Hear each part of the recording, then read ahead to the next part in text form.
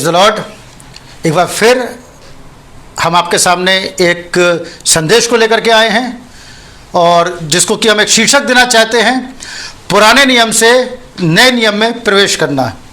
पुराना नियम क्या है और नया नियम क्या है, इस विषय पे हम डिस्कस करने के लिए अपने आज इस संदेश को लेकर के आए हैं। बहुत से लोग जब पुराना नियम पढ़ते हैं तो उनको लगता है कि ये एक अलग चीज़ है और नया नियम एक अलग चीज़ है, और ये सब बातें प्रकाशन की अज्ञानता के कारण होती हैं। तो हम आज बात करना चाह रहे हैं पुराने नियम से नए नियम की तरफ। और ये अपने आप में एक बहुत कठिन समय था जब चेले एक युग को दूसरे युग की ओर मोड़ रहे थे, और देखने में तो ऐसा लगता है कि वही सूरज था, वही चंद्रमा था, वही प्रकृति का वातावरण था, लेकिन समय गुजर रहा था। यदि हम ध्यान दें तो हम पाएंगे एक युग की समाप्ति हो रही थी और दूसरे युग का प्रारंभ हो रहा था, जबकि सब कुछ दूसरों के लिए एक सामान्य तरीके से चल रहा था, लेकिन कहीं कुछ ऐसा घटित हो रहा था जो बिल्कुल भिन्न था। पुराने नियम की वाचा नए नियम की वाचा को जन्म दे रही थी। तो हम देखते हैं कि पुराना नियम मूसा के द्वारा लिखा गया। मूसा जिसकी पुस्तक को हम तोरा भी कहते हैं, और तोरा पुस्तक जो लिखी गई मूसा के द्वारा लिखी गई, और पुराना नियम आधारित है मूसा की व्यवस्था पे, पर्वों पे, विधियों पे, इन पे आधारित है। जबकि नए नियम को हम देखें तो हम पाते हैं कि नया नियम आधारित है यीशु मसीह की शिक्षा पे और पवित्र आत्मा के निर्देशन पे। पुराने नियम के वे क्या था कि आत्मा आता था और जाता था, नबियों के पास अभिषेक आता था, नबी अपनी भविष्यवाणी करते थे, वो अभिषेक चला जाता था। पुराने नियम के अंदर वहां पवित्र आत्मा के अभिषेक को परमेश्वर का आत्मा कहा गया है। परमेश्वर का आत्मा बल से उतरा करता था, चाहे वो नबियों पे हो, चाहे न्यायों की पुस्तक में हो, वे परमेश्वर के आत्मा में मूव करते थे, और पवित्र आत्मा जब उनको छोड़ के जाता था वे एक मानवीय आत्मा में होते हुए आगे बढ़ जाते थे। और तब हम मूसा को देखते हैं, जब भी मूसा पे अभिषेक उतरा परमेश्वर के आत्मा का, उसने व्यवस्था को लिखा, परमेश्वर की विधियों को लिखा, पर्वों को लिखा। लेकिन जब आत्मा का अभिषेक हटा, वो कुसी स्त्री से विवाह कर लिया, जबकि उसी ने मना करा था किसी अन्य जाति स्त्री से विवाह नहीं करना है, विवाह कर लिया। जिन तख्तियों को परमेश्वर ने उसे दिया, गुस्से में आकर तख्तियां तोड़ दी, क्योंकि आत्मा का अभिषेक आता था और जाता था। सिमसोन परमेश्वर का एक महान योद्धा, पुराने नियम के अंदर आत्मा का अभिषेक आया, सियों के मुंह को फाड़ डाला, बड़े बड़े बलशाली काम किए, आत्मा का अभिषेक गया, दलीला के कदमों में जा बैठा, वैश्या के पास जा बैठा। हालांकि यह सब परमेश्वर की योजना में शामिल था, लेकिन उस समय वहां पे मनुष्य केवल एक मूव कर रहा था परमेश्वर की आत्मा के साथ। और पुराना नियम एक अदृश्य परमेश्वर के विषय में बताता है, वो अदृश्य परमेश्वर जिसे वो केवल एक आग के खंभे के रूप में देखा करा करते थे। और जब एक बार मूसा ने उसे देखने की कोशिश करी तो परमेश्वर ने कहा तू चट्टान की दरार में चला जा। और जब मूसा चट्टान की दरार में गया तो चट्टान की दरार में से मूसा ने जब परमेश्वर को सामने से गुजरता हुआ देखा तो एक मनुष्य की पीठ को देखा। दूसरे शब्दों में यह कहना चाहूंगा कि जो पुराने नियम का जो प्रकाशन लिखा गया वो पिछला भाग था, वो परमेश्वर का वो भाग था जिसे देखा नहीं जा सकता था, और उस भाग में बहुत से रहस्य गुप्त थे। पुराने नियम के अंदर बहुत सी चीजें गुप्त थीं, लेकिन उस गुप्त के अंदर कुछ प्रतिज्ञाएं दे रखी थीं। और पुराने नियम को यदि आप पढ़ते हैं तो पुराना नियम जब समाप्त होता है तो वो वादों के साथ समाप्त होता है, लेकिन वादों की परिपूर्णता के साथ समाप्त नहीं होता है।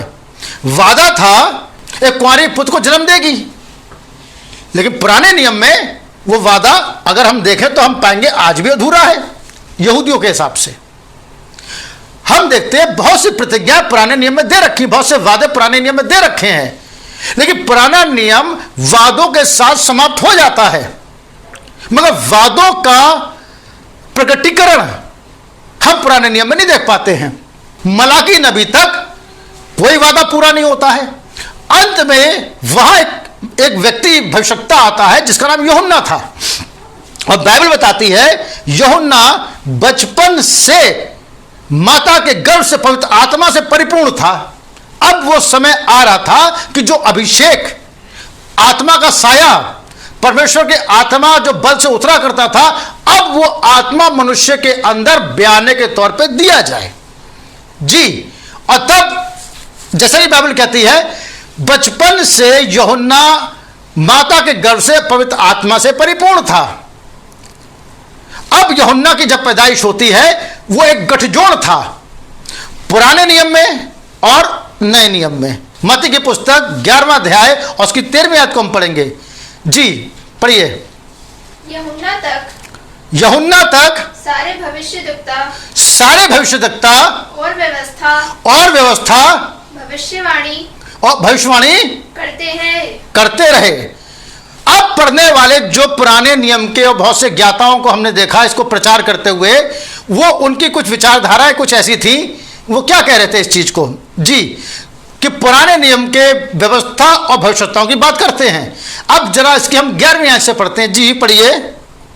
मैं तुमसे सच कहता हूं। अब यीशु मसीह वहां खड़े होकर वचन को दे रहे हैं जी। पढ़िए। मैं तुमसे सच कहता हूं कि जो स्त्रियों से जन्मे हैं, जितने अब तक स्त्रियों से जन्मे हैं, उनमें से यूहन्ना बपतिस्मा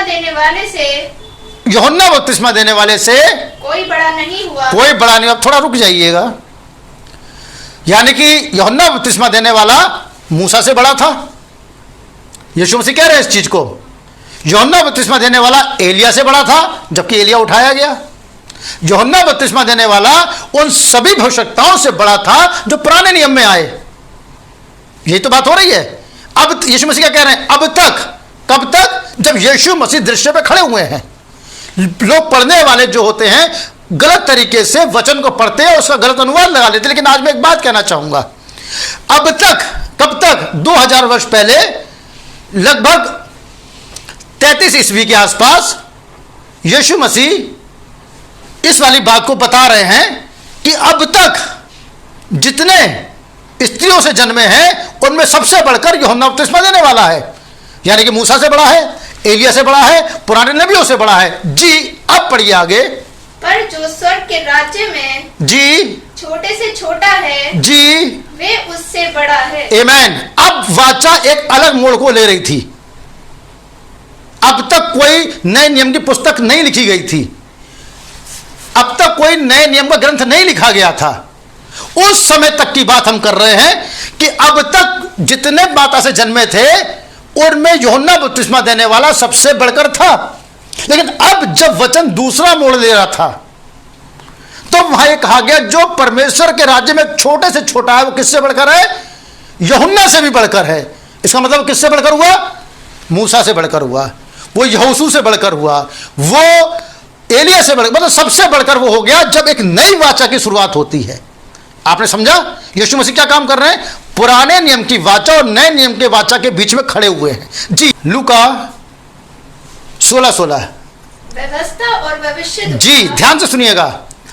व्यवस्था और भविष्यता यूहन्ना तक रहे। बड़े ज्ञानवान लोग डंके की चोट पर प्रचार करते हैं। देखा, बाइबल कहती है यूहन्ना और भविष्यता कब तक थे? यूहन्ना तक थे, उसके बाद भविष्यता आने बंद हो गए। और सारे भविष्यता भाई यहूदियों में से आते हैं, अन्य जाति भविष्यता हो ही नहीं सकता। ये गलत विचारधारा को बड़े बड़े प्राचीन आज प्रचार कर रहे हैं, जो कि संदेश का गलत अनुवाद करके लोगों को गुमराह कर रहे हैं।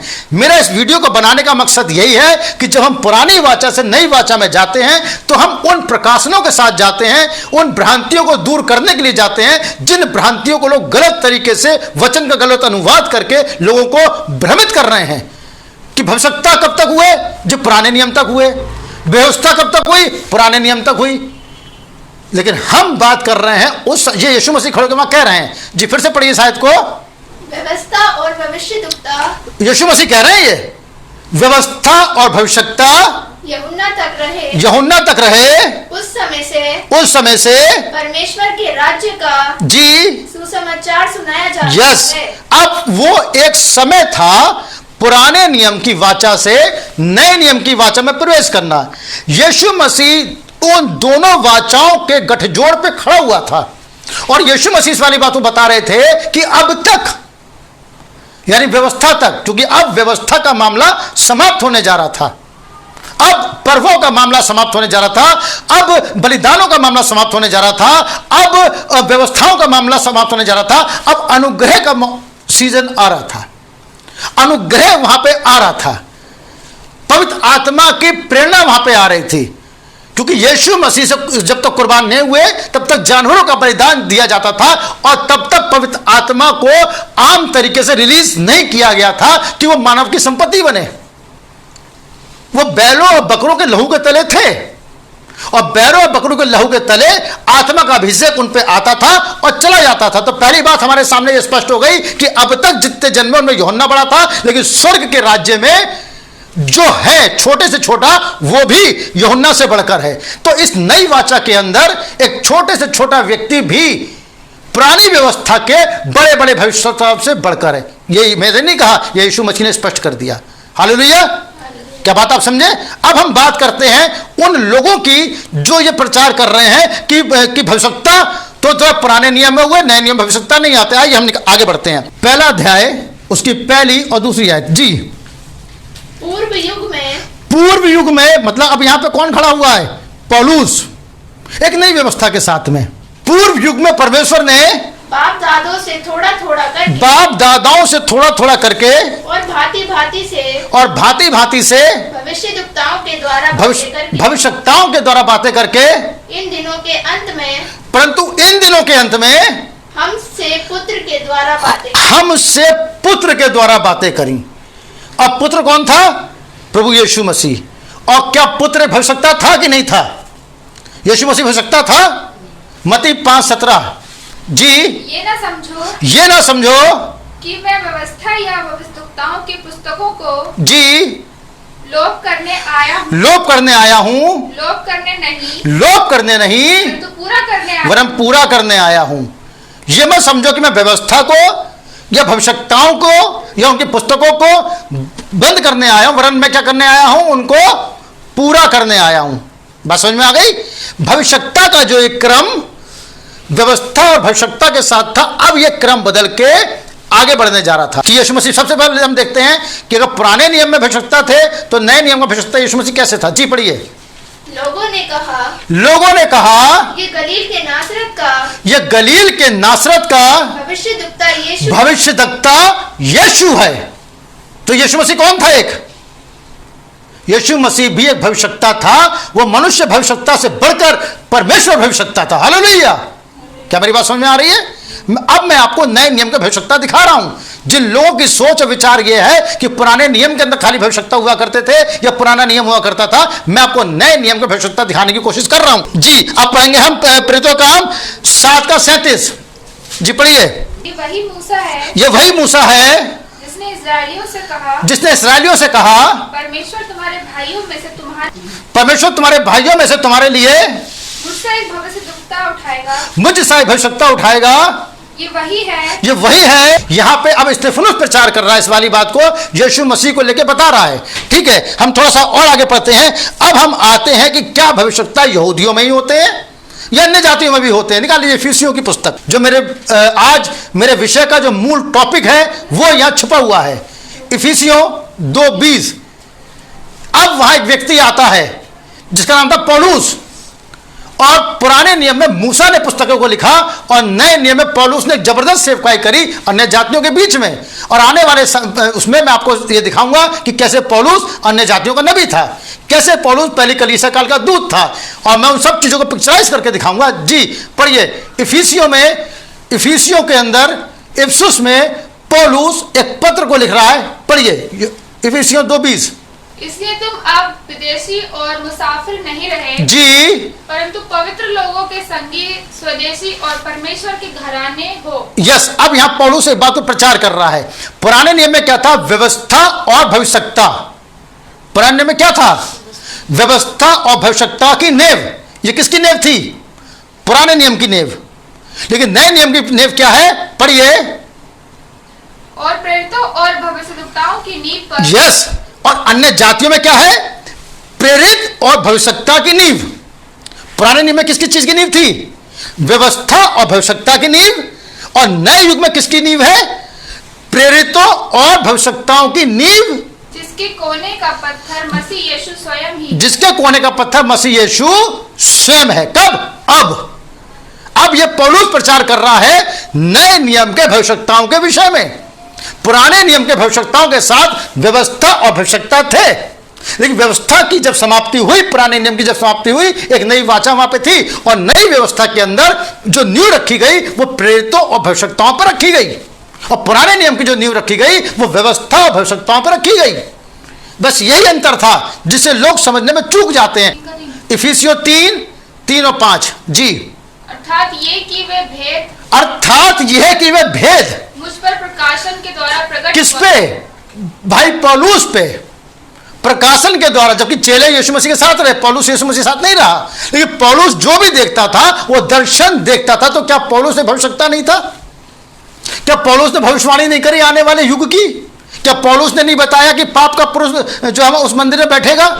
पौलुस ने भविष्यवाणी करी क्योंकि पौलुस दर्शन देखता था, और पौलुस प्रेरितों और भविष्यताओं की नींव है। नया नियम प्रेरित और भविष्यता की नींव है। तो वह पौलुस क्या कह रहा है? फिर से पढ़िए इस चीज को। अर्थात ये कि वे भेद मुझ पर प्रकाशन के द्वारा प्रकट हुआ। वे भेद जो आज के पादरी और प्रचारक नहीं समझ पा रहे हैं, पौलुस के बोलने के बाद भी वो भेद मुझ पे पवित्र आत्मा के द्वारा प्रकट हुआ।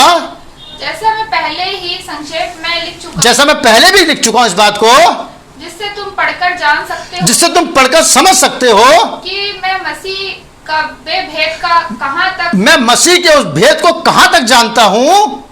पढ़िए आगे। तो अन्य समयों में मनुष्य की जो पिछले समय में यानी पूर्व समय में यानी कि पुरानी व्यवस्था में मानव जाति को इस तरह से नहीं बताया गया।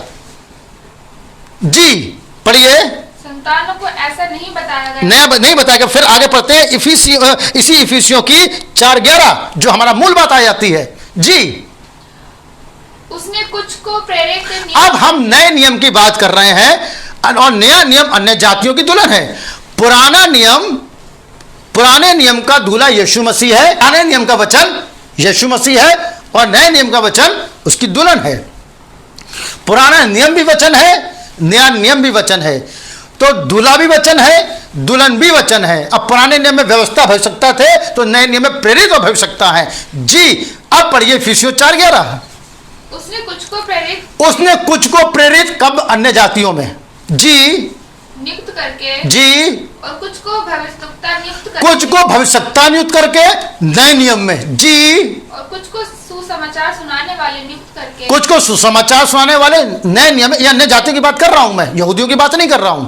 जी और कुछ को रखवाले और उपदेशक नियुक्त करके कुछ को रखवाले और उपदेशक नियुक्त करके दे दिया, जिससे पवित्र लोग सिद्ध हो, जिससे पवित्र लोग अर्थात चर्च अर्थात कलीसिया सिद्ध हो जाए।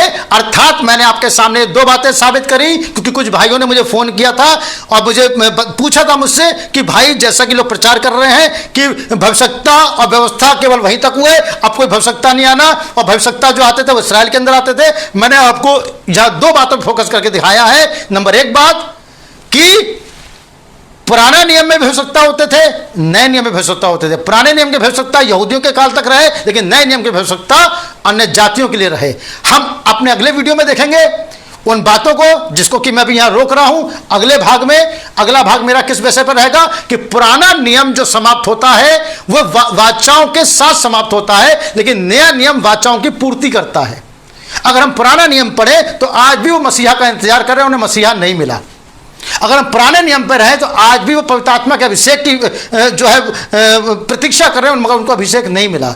अगर पुराने नियम को हम पढ़े तो वहां बहुत सी प्रतिज्ञाएं हैं जो अपूर्ण दिखाई पड़ती हैं, लेकिन नया नियम जब हम पढ़ते हैं तो प्रतिज्ञाएं उसमें पूर्ण होती हैं। तो यही वो भेद था जो नई पुरानी वाचा से नई वाचा के अंदर जाना था। पुराना नियम एक अपूर्णता के साथ खत्म होता है, तो नया नियम एक परिपूर्णता के साथ शुरू होता है। पुराने नियम के अंदर आत्मा का अभिषेक आता और जाता था, लेकिन नए नियम के अंदर भाई पौलुस ने हमें बताया कि आत्मा बयाने के तौर पर उनको दिया गया। बयाने के तौर का मतलब होता है कि जब पतरस ने इस बात प्रचार किया, क्या तुमने विश्वास करते समय पवित्र आत्मा पाया, पौलुस ने प्रचार किया इस चीज को, तो वो अचंभित हो गए। पवित्र आत्मा पाया, यानी वो पवित्र आत्मा जो आता जाता था, क्या मानव जाति की संपत्ति बनने जा रहा है? जी हां। पौलुस का कहने का मतलब यही था, जो अभिषेक मूसा के पास आया गया, जो अभिषेक सिमसोन के पास आया गया, जो अभिषेक सुलेमान के पास आया गया, जिसमें वो तैरे और गिर गए, क्या वो अभिषेक हमारी संपत्ति होने जा रहा है? यस। बयाने के तौर पर पवित्र आत्मा उनको मिलने जा रहा था, लेकिन बयाना ही परिपूर्णता नहीं होता। लेकिन उन्होंने बयाने में बहुत बड़े बड़े काम किए। इससे हम अपने अगले मैसेज में देखेंगे कि किस तरह से पुराने नियम से उन्होंने जब नए नियम में प्रवेश किया तो पौलुस के सामने क्या क्या कठिनाई आई।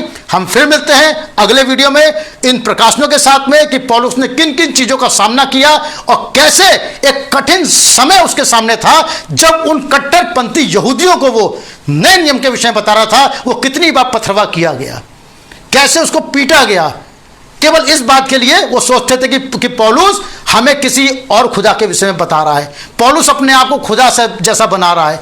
हम उन विषयों पर बात करेंगे, क्योंकि पुराने नियम में एक परमेश्वर था जिससे वो आके खंबे में देखा करते थे, लेकिन जब पौलुस दृश्य पे आता है तो उसने 3 बातों पर प्रचार करना शुरू कर दिया, पिता, पुत्र, पवित्र आत्मा, जो उनके समझ से बाहर की बात थी। वो नहीं समझ पाए कि पिता कौन है, पुत्र कौन है, पवित्र आत्मा कौन है। तो पुराने नियम से जब नए नियम प्रवेश किया, एक इतना कठिन समय था कि पौलुस ने जेल खाने में बैठ के पत्रियां लिखी, बहुत समझाने की कोशिश करी, मूसा उत्पत्ति समझाने की कोशिश करी, लेकिन वो प्रतिज्ञा समझाने की कोशिश कर रहा था कि पुराने नियम में प्रतिज्ञा थी कि मैं सर्प के सिर को कुचलूंगा। वो बताने की कोशिश कर रहा था कि नए नियम में यीशु मसीह ने आके सर्प के सिर को कुचला। तो मैं अगले वीडियो में आपको और स्पष्टता से बताऊंगा कि पुराने नियम की वाचाएं नए नियम में कैसे पूरी होती हैं, जिसके लिए कितना कठिन संघर्ष पौलुस को करना पड़ा, चेलों करना पड़ा, पथरवा किए गए, आरे से चीरे गए। आप सबको एक बार फिर जय मसीह की। आप इस पर विचार करिए, इसे पढ़िए और देखिए, आप जान सकते हैं। आप सबको एक बार फिर यीशु मसीह के नाम में प्रेज द लॉर्ड।